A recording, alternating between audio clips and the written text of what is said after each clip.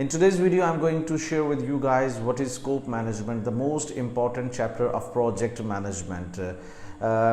Without understanding scope management, you cannot initiate learning of project management. I'll give you a few examples so that it will help you to understand either you are civil, mechanical, engineer, chemical, electrical. It is same for all the professional guys. Whenever you are going to document your any details, either it can be your love letter, it can be your CV, it can be your grocery list, it can be your construction list, it can be your project. So you are actually writing down your requirement details, so that would be called as scope management. Now it is very easy to understand, like if you are going to cook one dish and you are going to write down that what kind of ingredients you need to use in that cooking of that dish.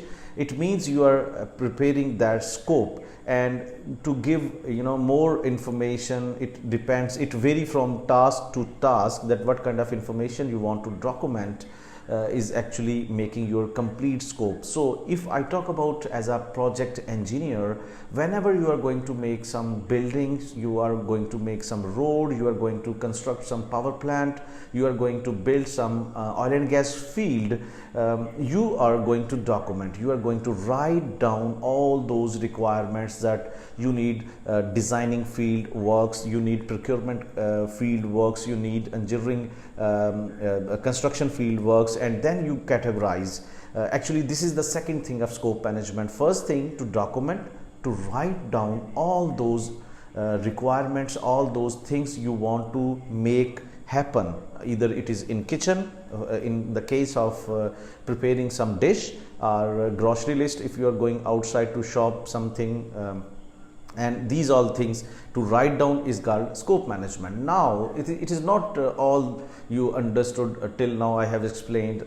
There is a little bit more. Now there is a style, there is a easy. So project management helps us to understand things in more interactive way, because there are thousands of people are working on same project. So it is to prepare document which will be easy for all people to understand. So there is one standard for project management to categorize that information in a certain way. Like you can have an example here, like if you are going to read some newspaper, you can have seen this thing that there are different kind of headings. And the same way, when we were in school or college, our teachers were instructing us that you have to write down the essay in different kind of headings, bullets.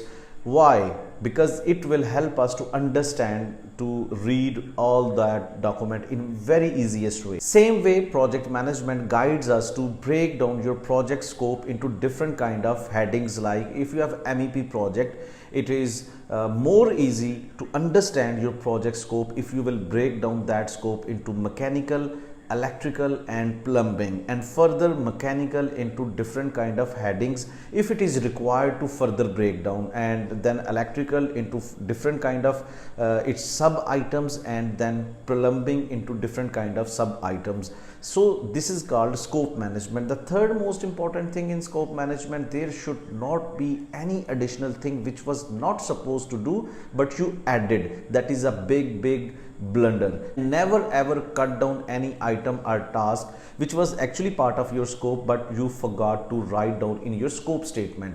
So these are important points which you have to keep in your mind while recording or while documenting any scope of your project. And importance of this scope management is that on the basis of this documented task items, you have to calculate your project duration, you have to sum up your project budget, you have to deploy your all resources. So that is why this first thing in project management is the much more important for everybody who is working in this field to understand. So share this video with your fellows to understand project management and scope management.